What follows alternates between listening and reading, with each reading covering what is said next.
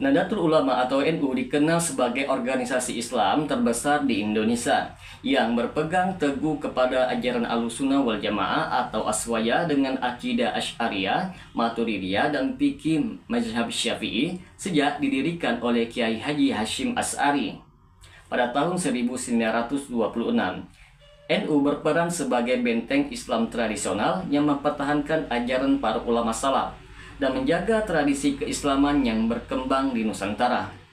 Namun, dalam beberapa dekade terakhir, banyak kiai dan ulama NU yang mulai menyuarakan keprihatinan terhadap munculnya pemikiran liberal di dalam tubuh NU.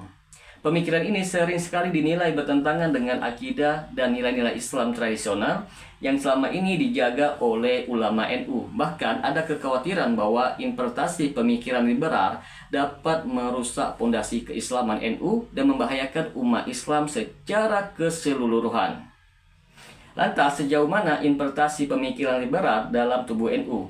Apa dampaknya bagi umat Islam? Dan bagaimana seharusnya umat bersikap? Mari kita bahas secara mendalam. Bagi teman-teman sekalian yang penasaran dengan kelanjutan dari pembahasan video kali ini, maka tonton terus video ini hingga selesai agar kita menemukan fakta yang sebenarnya.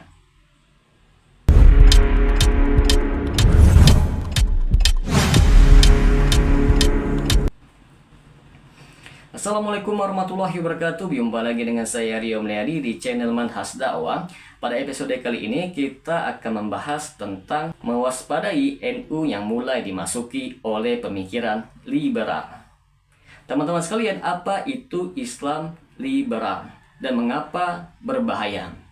Islam liberal adalah pemikiran yang menafsirkan ajaran Islam secara bebas tanpa terikat pada tafsir ulama terdahulu.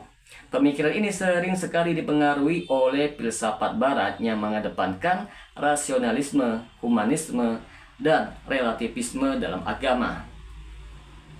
Beberapa ciri utama Islam liberal meliputi: yang pertama, menolak hukum Islam yang dianggap tidak sesuai dengan HAM dan demokrasi modern. Yang kedua, menafsirkan Al-Quran dan hadis secara kontekstual, bahkan sering sekali mengabaikan tafsir ulama terdahulu. Yang ketiga, mempromosikan pluralisme agama dengan keyakinan bahwa semua agama adalah sama dan benar.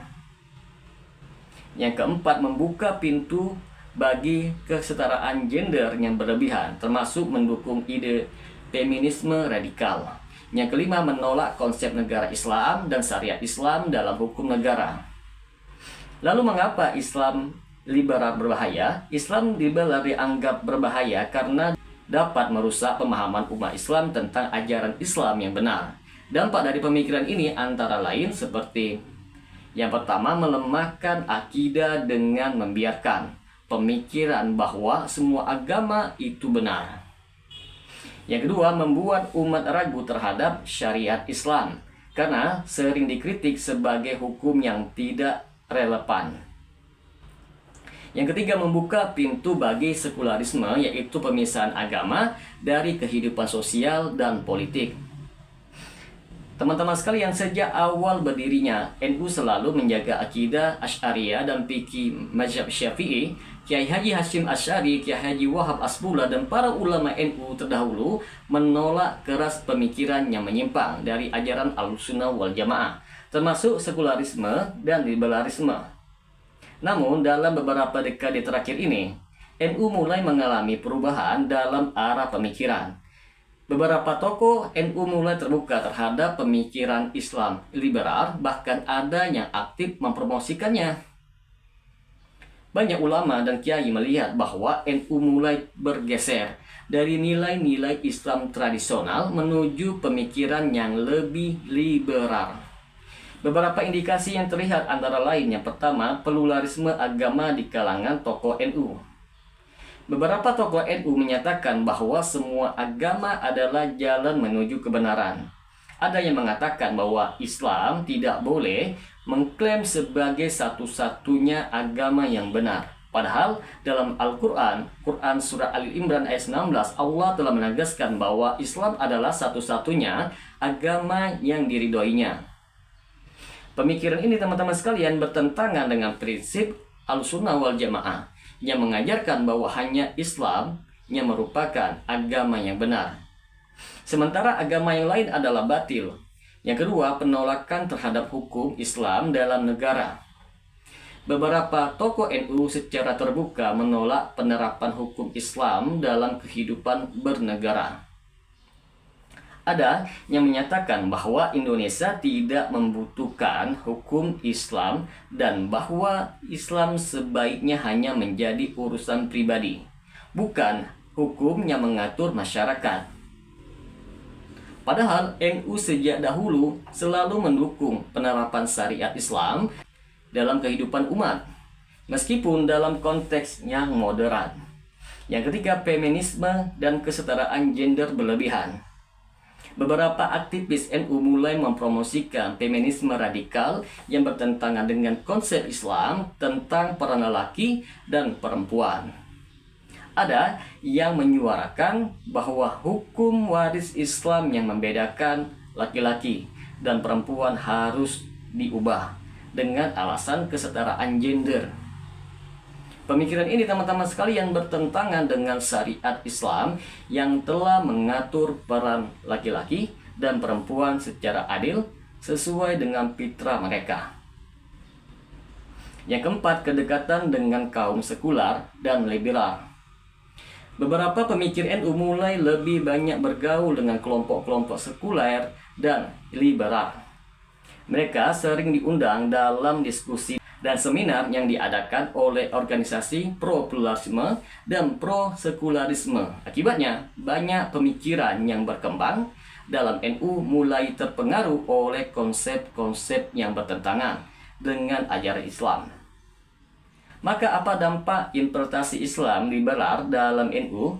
Jika pemikiran liberal terus berkembang dalam NU, beberapa dampak yang bisa terjadi antara lain seperti yang pertama, melemahnya pegangan umat terhadap Islam yang murni. Umat akan semakin bingung antara ajaran Islam yang benar dan pemikiran liberal yang menyimpang. Banyak umat akhirnya kehilangan kepercayaan pada hukum Islam dan lebih memilih pemikiran sekuler.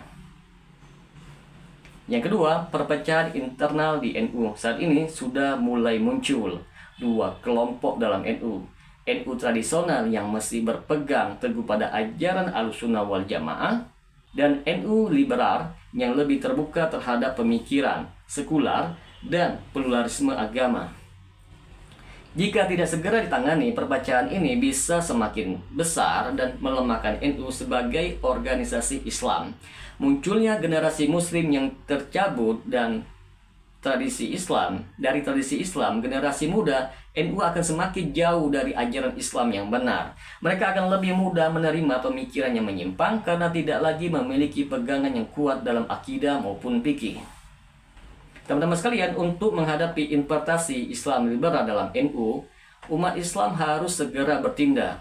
Beberapa langkah yang bisa dilakukan seperti yang pertama, kembali kepada ajaran Ahlussunnah wal Jamaah yang murni. Umat harus kembali kepada ajaran NU yang asli, yang berpegang teguh pada akidah Asy'ariyah dan Maturidiyah dan fikih mazhab Syafi'i. Yang kedua, menolak pemikiran Islam liberal. Umat harus kritis terhadap pemikiran yang menyimpang dari Islam, jangan mudah terpengaruh oleh tokoh-tokoh yang membawa ide-ide pluralisme dan sekularisme. Yang ketiga, memperkuat pendidikan Islam di pesantren dan majelis taklim. Pesantren dan majelis taklim harus kembali menanamkan pemahaman Islam yang benar kepada santri dan jamaahnya. Ilmu tauhid, fikih, dan tasawuf harus diajarkan dengan benar agar umat tidak mudah terpengaruh oleh pemikiran liberal. Maka dapat kita simpulkan di sini teman-teman sekalian, interpretasi Islam liberal dalam NU adalah kenyataan yang tidak bisa diabaikan.